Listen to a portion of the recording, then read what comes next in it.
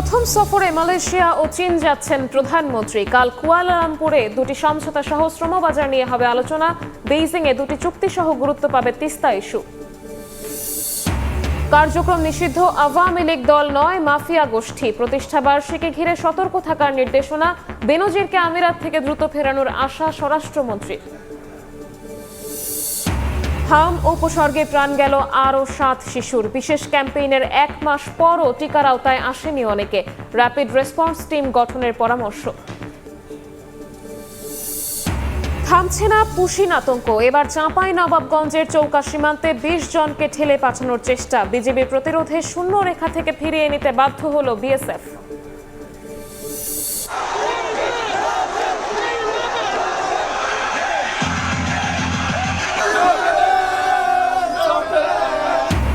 সাম্বার তালে জয় ফেরার উচ্ছ্বাস ব্রাজিলের। কুনিয়া ভিনিসিয়াস নৈপুণ্যে হাইতিকে হারালো 3-0 গোলে। রাতে আলাদা ম্যাচে লড়বে নেদারল্যান্ডস ও জার্মানি।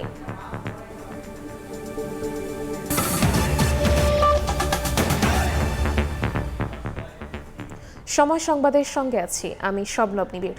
প্রথম বিদেশ সফরে মালয়েশিয়া ও চীন যাচ্ছেন প্রধানমন্ত্রী। কাল কুয়ালালামপুরে দুটি সমঝোতা সহ শ্রমবাজার নিয়ে হবে আলোচনা। প্রধানমন্ত্রীর চীন সফরে বেইজিংয়ে দুটি চুক্তি ও 13টি সমঝোতা সইয়ের আশা করছে ঢাকা।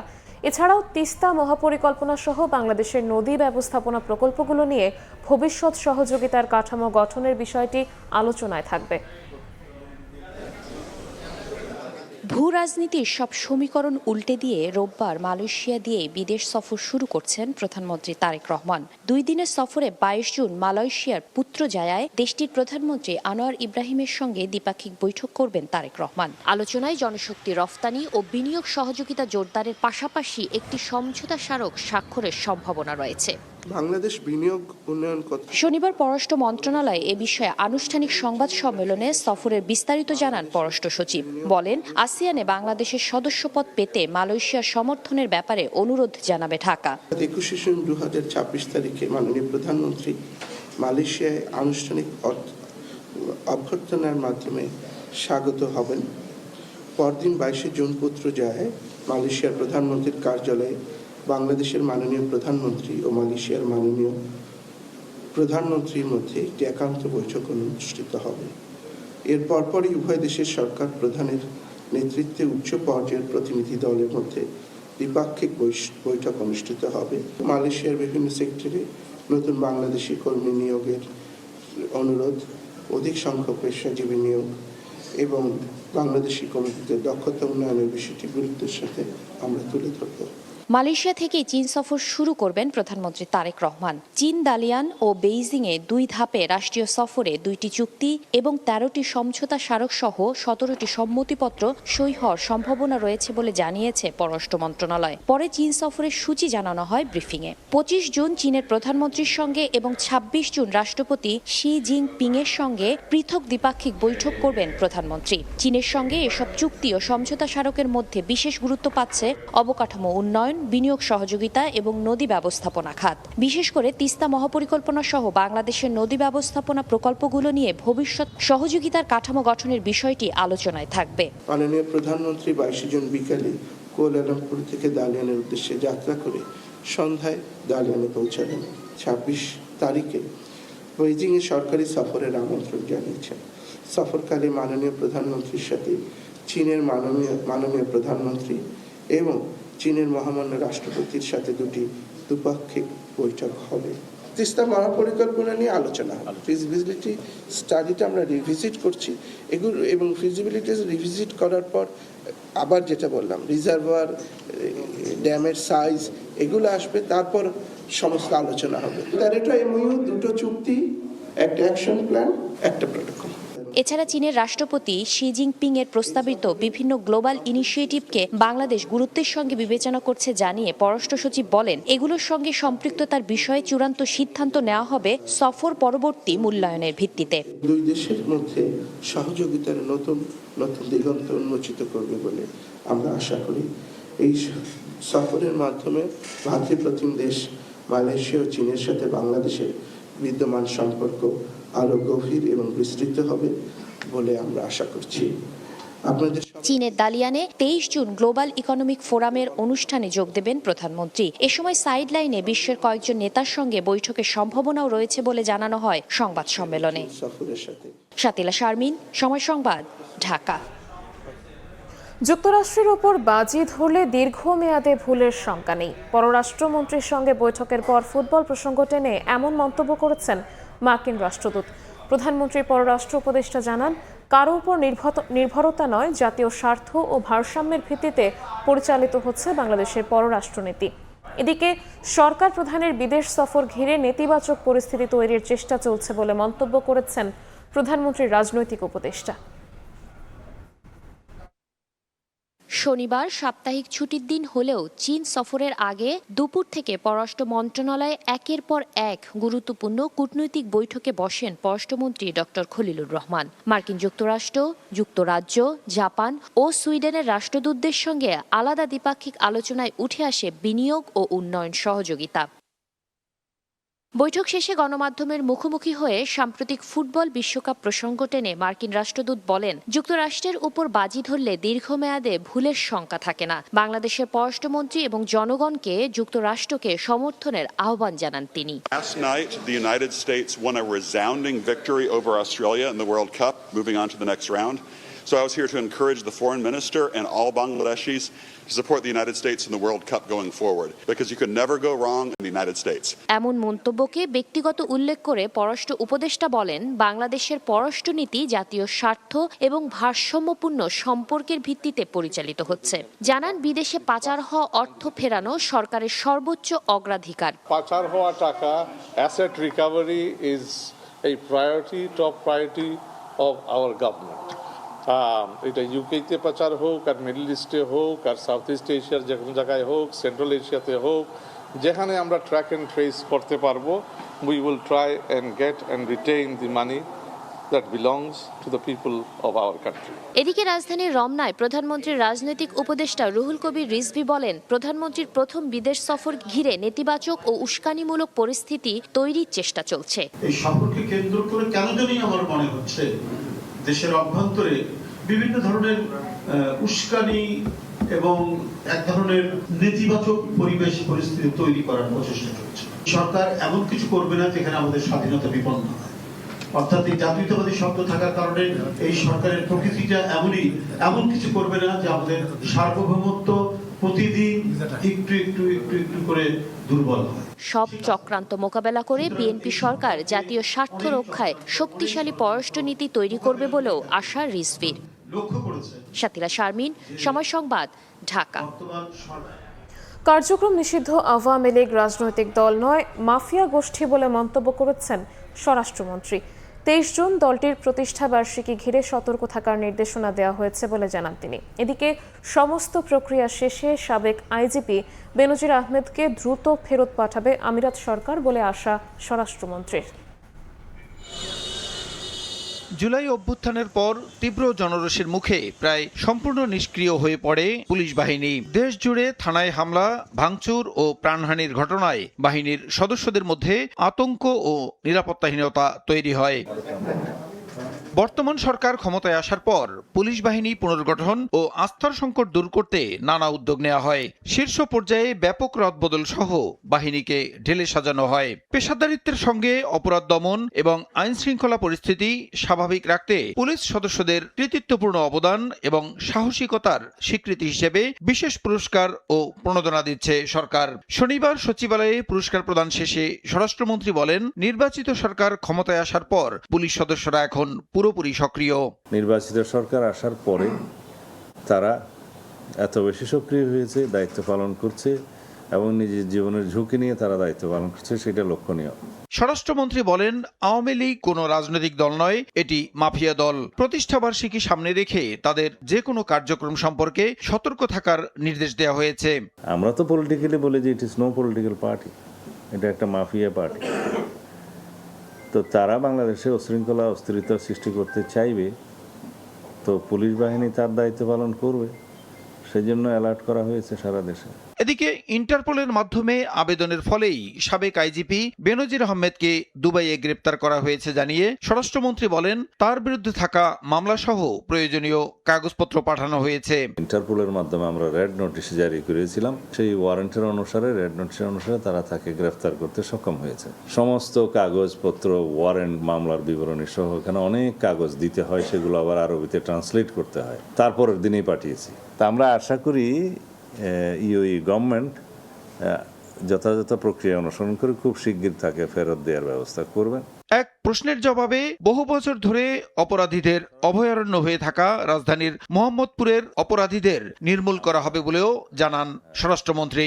নিয়ন্ত্রণে নিয়ে আসবে ইনশাআল্লাহ, সেখানে অপরাধীদেরকে নির্মূল করা হবে। প্রসূন আশিস, সময় সংবাদ, ঢাকা।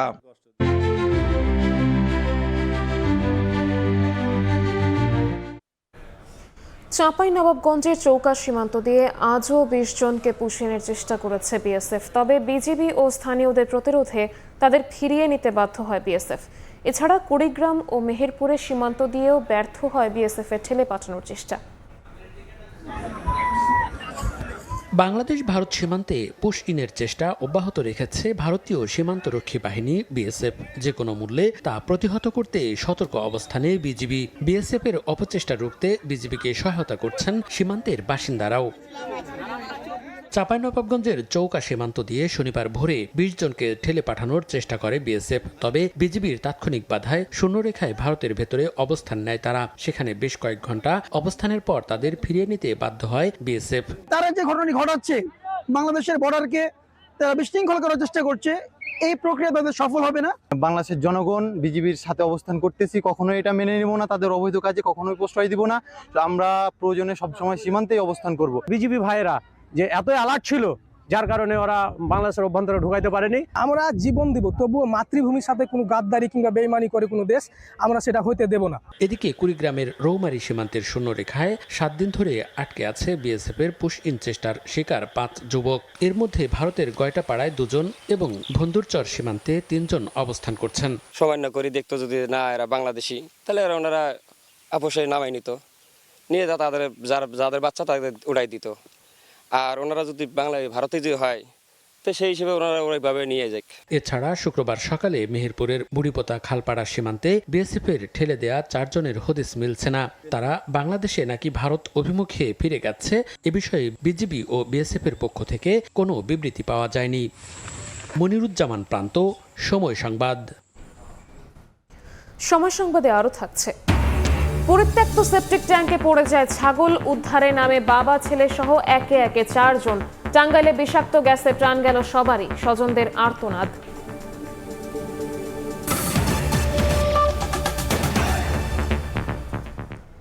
হাম উপসর্গে প্রাণ গেল আরও 7 শিশুর। নতুন করে হাসপাতালে ভর্তি করা হয়েছে 887 জনকে। এদিকে বিশেষ ক্যাম্পেইনে টিকাদানের 1 মাস পার হলেও এখনও নিয়ন্ত্রণে আসেনি হাম। এখনও টিকার বাইরে অনেক শিশু। ভর্তি রোগীর বেশিরভাগেরই টিকা নেয়নি। বিশেষজ্ঞরা বলছেন, বাদ পড়াদের টিকা নিশ্চিতে বিশেষ পরিকল্পনা ও র্যাপিড রেসপন্স টিম গঠনের পরামর্শ জনস্বাস্থ্য বিশেষজ্ঞের। দেশে হামের প্রাদুর্ভাব শুরুর পর জরুরি ভিত্তিতে টিকার ব্যবস্থা করে সরকার। বিশেষ ক্যাম্পেইন করে দেশব্যাপী দেয়া হয় টিকা। সেই ক্যাম্পেইনও শেষ হয়েছে 1 মাস হলো। তবে বেশ জোরে সোরে ক্যাম্পেইন করা হলেও এখনও টিকার বাইরে রয়ে গেছে অনেক শিশু। বিশেষ করে হাসপাতালে যারা ভর্তি হচ্ছে তাদের বেশিরভাগেরই টিকা নেয়নি। প্রথম ঠান্ডা জ্বর ছিল, পরে ঠান্ডা জ্বরের থেকে পরে আবার হাম উঠছে, হামের থেকে আবার যে কালকে শ্বাস উঠছে। টিকা অনেক, যখন ছোট ছিল তখন একটা টিকা দিছিলাম, আর একটু তখন বাচ্চা ছিল তো ওই ঠান্ডায় শ্বাসকষ্ট নিতে দিতেছে। না, হেডে দেই নাই। ওই সময় ওর জ্বর ঠান্ডা ছিল, এই জন্য দেওয়া হয়নি আর কি। এই টিকাটা দেওয়া হয়নি বাবুর, যেহেতু এটা আমি শুনেছি 9 মাসের পর বাবুদের টিকা দেওয়া হচ্ছে আমের, তো সেক্ষেত্রে আমরা টিকা দেইনি, আর কেউ আমাদেরকে বলেও নাই যে টিকা দিতে হবে। না, এটা জানতাম না। জনস্বাস্থ্য বিশেষজ্ঞরা বলছেন, টিকার পর হাম কিছুটা কমেছে ঠিকই, কিন্তু নিয়ন্ত্রণে আসেনি। নিয়ন্ত্রণে আনতে এখন হাসপাতাল নির্ভর না থেকে মাঠ পর্যায়ে কাজ করার পরামর্শ তাদের। বলছেন, ব্যবস্থা নিতে হবে র্যাপিড রেসপন্স টিম গঠন করে। এক মুহূর্তের জন্য আত্মসন্তুষ্টিতে ভোগা কিংবা হাল ছেড়ে দেওয়া যাবে না। এখনো হামের মহামারী চলছে, এটা শেষ হয়নি। যদি দেখা যায় যে পরপর 2 সপ্তাহ আমরা কোনো হামের রোগী পাচ্ছি না এবং পরপর 3 সপ্তাহ 4 সপ্তাহ কোনো হামের মৃত্যু নেই, তখন আমরা বলতে পারি যে মহামারী শেষ হয়েছে। প্রতিটি রোগীর কাছে র্যাপিড রেসপন্স টিম পাঠাতে হবে এবং ওই রোগীর আশেপাশে 1 কিলোমিটারের ভেতরে অন্তত অন্য কোনো রোগী আছে কিনা সেই রোগী শনাক্ত করে তাদেরকে চিকিৎসায় পাঠাতে হবে। যারা জ্বরের রোগী আছে তাদেরকে আইসোলেট করবে। বিশেষজ্ঞরা বলছেন, জরুরি ভিত্তিতে তাড়াহুড়ো করে টিকা দিলেও বাদ পড়াদের এখন পরিকল্পিতভাবে টিকা নিশ্চিত করতে হবে। আমরা যদি এলোমেলোভাবে দিই তাহলে কিন্তু হাম নিয়ন্ত্রণে আসবে না। জরুরি ভিত্তিতে যা হয়েছে ঠিক আছে, এটা এছাড়া উপায় ছিল না। কিন্তু এখন তো বাড়ি বাড়ি গিয়ে তথ্য নিয়ে তাদের বাড়ি গিয়ে তাদেরকে ডেকে একটা উঠান, যেটা আউটরিচ সেন্টার বলি আমরা, একটা উঠানে জড়ো করে তাদেরকে টিকা দিতে হবে। তবে হাম নির্মূলে বড় ভূমিকা অভিভাবকদেরই রাখতে হবে বলে জানান বিশেষজ্ঞরা। বলেন, টিকার পাশাপাশি নিশ্চিত করতে হবে পুষ্টিকর খাবার। মনির হোসেন, সময় সংবাদ, ঢাকা। পরিত্যক্ত সেপটিক ট্যাঙ্কে পড়ে যায় ছাগল। উদ্ধার করতে বাবা ছেলে সহ একে একে নামে 4 জন। টাঙ্গাইলে বিষাক্ত গ্যাসে প্রাণ গেল সবারই। স্বজনদের আর্তনাদে এলাকায় নেমে এসেছে শোকের ছায়া। পরিত্যক্ত কূপে পড়ে যায় ছাগল। উদ্ধার করতে গিয়েই নেমে আসে বিপদ। একে একে প্রাণ হারায় 10 বছরের শিশুসহ 4 জন। শনিবার সকালে টাঙ্গাইলের মধুপুরের জলই এলাকায় পরিত্যক্ত 9 থেকে 10 ফুট গভীর কূপে পড়ে যায় একটি ছাগল। এ সময় তুলতে গিয়ে প্রথমে কূপে নামে শিশু নেইমার মরং। তবে দীর্ঘদিন পরিত্যক্ত থাকায় জমে থাকা বিষাক্ত গ্যাসে মারা যায় সে। সময় গড়ালেও ছেলে উঠে না আসায় বাবা বাবুল হাদিমাও নিচে নামেন। পরে তাদের উদ্ধারে গিয়ে একে একে মৃত্যু হয় রতন নকরেক ও গ্যাব্রিয়েল নকরেকেরও। ওই পড়াটা উঠাবার গেছে, উঠাবার গিয়াই যে একজনের পর এই 4 জন গেল। বিষয়টি স্থানীয়দের মধ্যে আতঙ্ক সৃষ্টি করে। খবর পেয়ে মধুপুর ফায়ার সার্ভিস ও পুলিশ ঘটনাস্থলে গিয়ে 4 মরদেহ উদ্ধার করে। অনেকদিন আগে বাথরুম ছিল, অনেক আগে ইউজ করা না, তারপর বিভিন্ন ধরনের আবর্জনা ফেলে সে থেকে বিষ কিয়ার কারণে এই মারা গেছে। মর্মান্তিক এই ঘটনায় পুরো এলাকায় শোকের ছায়া নেমে এসেছে। সময় সংবাদ, টাঙ্গাইল। সময় সংবাদে আরও থাকছে। যুদ্ধবিরতির পরও লেবাননে ইসরায়েলি হামলা অব্যাহত, নিহত আরও 5। আগ্রাসন চললে যুক্তরাষ্ট্রের সঙ্গে আলোচনায় বসবে না ইরান। আগামী সপ্তাহে ওয়াশিংটনে বৈরুত তেল আবিব বৈঠক।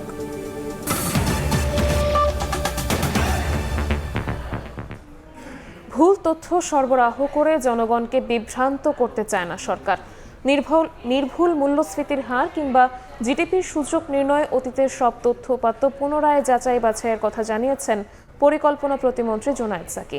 শনিবার আগারগাঁওয়ে পরিসংখ্যার ব্যুরোর মত বিনিময় সভা শেষে সাংবাদিকদের জানান, জনগণের আস্থা ফেরাতে বিবিএস এর তথ্যকে চ্যালেঞ্জ করেছে সরকার। তথ্য নিয়ে কাজ করা সেকেন্ডারি প্রতিষ্ঠানগুলো যেন নির্ভুল উপাত্ত পায়, সে লক্ষ্যে গঠন করা হচ্ছে 2টি technical committee. Real time data পেতে দেশীয় প্রতিষ্ঠানগুলোর সক্ষমতা বাড়ানোর কথাও জানান প্রতিমন্ত্রী। বলেন, সরকারের নির্বাচনী ইশতেহার অনুযায়ী মূল্যস্ফীতির লক্ষ্য 7.5% নামিয়ে আনতে নির্ভুল তথ্য উপাত্তে সর্বোচ্চ গুরুত্ব দিচ্ছে সরকার। কারণে আমরা কোথা থেকে শুরু করছি সেই তথ্যটা সংগ্রহ করা, জনগণের কাছে যাতে সত্যিকার তথ্য উপস্থিত আমরা করতে পারি এবং সেই আস্থা মানুষ ফিরে আসে এবং আমরা আসলে কোন অবস্থা থেকে কোন অবস্থায় যাচ্ছি তার পরিমাপও যথার্থভাবে হাজির হয়, তার জন্য এই তথ্যকে আমরা খুবই গুরুত্বের সাথে বিবেচনা করছি। একটা টেকনিক্যাল কমিটি গঠন প্রস্তাব তৈরি করা হয়েছে, ইনফ্লেশন ক্যালকুলেশন করার পদ্ধতি এবং জিডিপি ক্যালকুলেশন করার পদ্ধতি। তারা আরও খুঁটিনাটি বিচার বিশ্লেষণ করে আমাদেরকে প্রস্তাব দিতে পারেন। বিশ্বকাপে নিজেদের দ্বিতীয় ম্যাচে স্বরূপে ফিরল 5 বারের বিশ্ব চ্যাম্পিয়ন ব্রাজিল। ম্যাথিয়াস কুনিয়ার জোড়া গোলে হাইতিকে 3-0 গোলে হারিয়েছে সেলেসাওরা। ম্যাচের বাকি গোলটা করেছেন ভিনিসিয়াস জুনিয়র। বড় জয়ে উচ্ছ্বসিত সেলেসাও সমর্থকরা। গ্রুপ চ্যাম্পিয়ন হয়ে ব্রাজিল হেক্সা জয়ের মিশনে এগিয়ে যাবে বলে আশা তাদের। যুক্তরাষ্ট্র থেকে আরও জানাচ্ছেন হাসানুজ্জামান সাকি। অবশেষে সাম্বা নৃত্যে মাতল বিশ্বকাপ। কুনিয়া ভিনিসিয়াসরা ফিরিয়ে আনলো ইতিহাস। প্রতিপক্ষ হিসেবে যে বরাবরই প্রিয় হাইতি, সবশেষ দেখায় 7 গোল দিয়েছিল সেলেসাও। এদিনও বড় ব্যবধান, আর তাতে উচ্ছ্বসিত দলটার ভক্ত সমর্থকরা। শত্রুর শত্রু বন্ধু এই প্রবাদটি যেন মনে করিয়ে দেয় আর্জেন্টিনার এই সমর্থকের কথায়। বাংলাদেশে ব্রাজিল আর্জেন্টিনার সমর্থকদের চিরচেনা বিভক্তি প্রতিদ্বন্দ্বিতা যুক্তরাষ্ট্রের মাটিতেও। পেনসিলভেনিয়ার ফিলাডেলফিয়া স্টেডিয়ামে প্রায় 69,000 দর্শক ব্রাজিল হাইতির খেলা দেখেছেন। এছাড়াও নিউ ইয়র্ক ও নিউ জার্সির বিভিন্ন স্টেডিয়াম, পার্ক, খোলা মাঠ ও রাস্তায় বড় পর্দায় খেলা দেখেন অগণিত ফুটবল প্রেমী। হাইতির সাথে জয়ের পর ব্রাজিলিয়ানরা এখন স্বপ্ন দেখছেন গ্রুপ চ্যাম্পিয়ন হবার। আমরা সবাই ফ্যামিলি নিয়ে আসছি এখানে, আমরা এনজয় করতেছি। ব্রাজিল জিতে গেছে 3-0 বিপুল গোলে ব্রাজিল আজকে জিতলো এবং আমরা আশা করি সেকেন্ড রাউন্ডে ব্রাজিল চলে যাবে। সবাই একসাথে দেখছে, একটা আমেজ আছে। রিয়েল খেলাটা দেখতে পাইনি, এখান থেকেও কম না, খুব ভালো লাগছে। ব্রাজিল অবশ্যই জিতবে এবছর। They are doing very good. Next game we're going to win again. So we're going to go 16. Definitely Bangladesh going to win. বড় ব্যবধানে হারায় হাইতির সমর্থকরা কিছুটা হতাশ হলেও 52 বছর পর বিশ্বকাপ খেলতে পারায় একই সাথে ছিলেন রোমাঞ্চিত। ব্রাজিলের সাপোর্ট আসলে আমি আগে ছিলাম না, বাট বিয়ের পর থেকে আমি ব্রাজিলের support because of my husband. আজকে তো ব্রাজিলের সাপোর্ট ছিলাম, অ্যান্ড অনেক ভালো লাগছে যে ব্রাজিল জিতছে। এই প্রথম আসছি আমি এরকম স্টেডিয়ামে দেখতে, সো আমার খুব ভালো লাগছে। আমরা আসলে অনেক দুঃখিত কারণ Neymar already injured, so hopefully আমরা খুব সুন্দর একটা আরো সামনের ম্যাচগুলো আরো উপভোগ করব, আর হোপফুলি সামনের ম্যাচগুলো আরো অনেক সুন্দর হবে। শনিবার বস্টনে সি গ্রুপের অপর ম্যাচে মুখোমুখি হয়েছিল স্কটল্যান্ড মরক্কো। ম্যাচে 1-0 গোলে জয় পায় মরক্কো। ফলে ব্রাজিল আর মরক্কোর পয়েন্ট এখন সমান সমান। আজকে গ্রুপের অপর ম্যাচে মরক্কো জয় পেয়েছে, আর ব্রাজিল পেয়েছে হাইতির বিরুদ্ধে বড় জয়।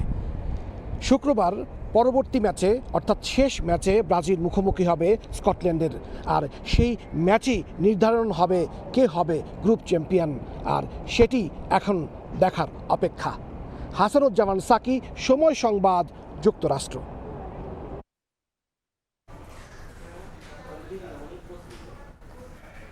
এদিকে বিশ্বকাপে প্রথম ম্যাচে গোল বন্যার পর ধারাবাহিকতা বজায় রাখার মিশনে রাতে মাঠে নামছে 4 বারের চ্যাম্পিয়ন জার্মানি। প্রতিপক্ষ আইভরি কোস্ট। প্রথম ম্যাচে জয় পায় লেস এলিফ্যান্টসরাও। ম্যাচটি শুরু হবে রাত 2টায়। 4 বারের বিশ্ব চ্যাম্পিয়ন জার্মানির জয়ের ক্ষুধা অন্য যে কোনো দল থেকে একটু বেশি। 2014-তে শিরোপা জেতার পর টানা 2 বিশ্বকাপে দেখা পায়নি রাউন্ড অফ 16-এর। এবার ফেভারিট হয়ে মাঠে নেমে শুরুটাও করেছে দুর্দান্ত। বিশ্বকাপে ইতিহাস গড়া নবাগত কুরাসাওকে উড়িয়ে দিয়েছে 7-1 গোলে। এর আগে নিজেদের শেষ 10 ম্যাচেও জয় পেয়েছে ডিমান শাফটরা। ফুরফুরে মেজাজে পারফর্মও করে যাচ্ছেন কিউলিয়ান নাগলসম্যানের শিষ্যরা। ধরে নিয়েই যায় এবার আর কোনো দুর্ঘটনা ঘটছে না। আরেকটি ম্যাচে জয় পেলেই গ্রুপ পর্বের আতঙ্ক কাটবে জার্মান শিবিরের। এদিকে রাশিয়া ও কাতার বিশ্বকাপে কোয়ালিফাই করতে না পারা আইভরি কোস্টের শুরুটাও ছিল নান্দনিক। ইকুয়েডরের সাথে পুরো ম্যাচ বুক চিতিয়ে খেলে 90 মিনিটের মাথায় গোল করে ম্যাচ জিতে নেয় লেস এলিফ্যান্টস। ইনজুরির কারণে ইলি ওয়াহিকে দেখা না যেতে পারে জার্মানদের বিপক্ষে, তবে পূর্ণ শক্তির দল নিয়ে মাঠে নামবে জার্মানি। 2009-এ 2 দলের শেষ দেখায় 2-2 গোলে ড্র হয় ম্যাচ। পূর্ণ 3 পয়েন্টের জন্য মাঠে নামবে 2 দল। রাতে টরন্টোতে মুখোমুখি হবে শক্তির বিচারে 2 ভিন্ন মেরুর 2 দল। নাজমুল হাসান পুলক, সময় সংবাদ। বিশ্বকাপে ব্রাজিলের প্রথম জয়ে স্বস্তিতে বাংলাদেশের ব্রাজিল সমর্থকরা। নেইমারহীন সাম্বার চোখ ধাঁধানো পারফরমেন্স নতুন করে স্বপ্ন দেখাচ্ছে তাদের। ঢাকা বিশ্ববিদ্যালয় সহ রাজধানীর বিভিন্ন স্থানে বড় পর্দায় খেলা শেষে উল্লাসে মাথেন সমর্থকরা।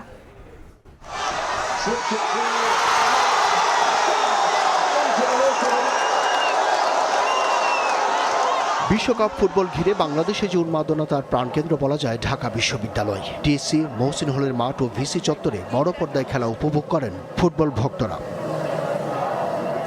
শিক্ষার্থীদের পাশাপাশি রাজধানীর বিভিন্ন জায়গা থেকে জড়ো হয়েছেন অনেকেই। খেলা শুরুর আগে কানায় কানায় পূর্ণ প্রাঙ্গণগুলো। কেউ গাছে, কেউ আবার ছাদে বসেই এনজয় করেছেন। উত্তেজনায় ঠাসা আক্রমণ পাল্টা আক্রমণে ব্রাজিলের প্রথম জয়ে উচ্ছ্বসিত সমর্থকরা। সেই ম্যাচে আলহামদুলিল্লাহ 3 গোল দিছে, তো ভালো লাগতেছে। গত খেলাটা দেখে আমাদের খুবই খারাপ লাগছে। আগে থাকতেই কনফিডেন্ট ছিল যে ব্রাজিল জিতবে। আমাদের বাপদাদা দেয় নাই, আমাদের বাপদাদা কাপ নিচ্ছে। ব্রাজিল মানে হচ্ছে ইতিহাস সৃষ্টি করা। নেইমার ছাড়াই ব্রাজিলের যে পারফরমেন্স তা মেসিহীন আর্জেন্টিনা কল্পনা করতে পারে না বলেও খোঁচা দেন সাম্বা নাচিয়েরা। যারা আমাদেরকে নিয়ে ট্রল করছে আর্জেন্টিনা, আসলে আমাদেরকে ট্রল করার কিছু নাই। আমরা সার্ফ এক্সেল দিয়ে ওয়াশ করার জন্য রেডি আছি। 3টা গোল আর্জেন্টিনাকে উৎসর্গ করলাম। 3 কই? 3বারের চ্যাম্পিয়নরা কই? যারা 2022 সালে চ্যাম্পিয়ন হয়েছে তারা কই? আমাদেরকে এখন 7 আপ বলতে পারবে না। আমরা এখন কাউন্টার অ্যাটাকে 3-20 উপহার দিলাম আর্জেন্টিনাকে। তাদের প্রত্যাশা পরের ম্যাচেই হয়তো সেলেসাও পোস্টার বয় ফিরবেন আর দল এগিয়ে যাবে হেক্সা মিশনের পথে। 2026 বিশ্বকাপে আমাদের হেক্সা পূরণ হবে। 11 গোল হতো, 11 থাকে। 5 স্টারের লোক আমরা, 4 স্টার 3 স্টারের লোক না ভাইয়া। আমরা তো সবসময় লেভেলে থাকি। গ্রুপ পর্বে চ্যাম্পিয়ন না হলে রাউন্ড অফ 32-তে কঠিন প্রতিপক্ষের মোকাবেলা করতে হবে। তাই স্কটল্যান্ডের বিপক্ষে এই ধারাবাহিকতা বজায় থাকবে প্রত্যাশা হলুদিয়াদের। আব্দুল্লাহ শাফি, সময় সংবাদ, ঢাকা। এ পর্যায়ে শীর্ষ সংবাদগুলো জানিয়ে দিচ্ছি আরও একবার। প্রথম সফরে মালয়েশিয়া ও চীন যাচ্ছেন প্রধানমন্ত্রী। কাল কুয়ালালামপুরে দুটি সমঝোতা সহ শ্রম বাজার নিয়ে হবে আলোচনা। বেইজিংয়ে দুটি চুক্তি সহ গুরুত্ব পাবে তিস্তা ইস্যু। কার্যক্রম নিষিদ্ধ আওয়ামী লীগ দল নয়, মাফিয়া গোষ্ঠী। প্রতিষ্ঠা বার্ষিকী ঘিরে সতর্ক থাকার নির্দেশনা। বেনজিরকে আমিরাত থেকে দ্রুত ফেরানোর আশা স্বরাষ্ট্রমন্ত্রীর।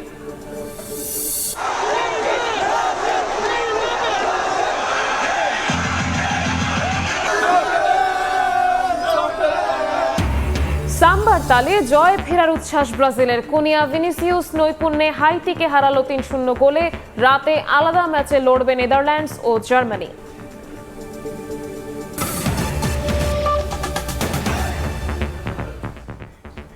এই ছিল 5টার সময় সংবাদে। দর্শক, বিশ্বকাপ ফুটবলের মহাযজ্ঞ সরাসরি সম্প্রচার করছে সময় টেলিভিশন। দেখতে চোখ রাখুন সময়ের পর্দায়।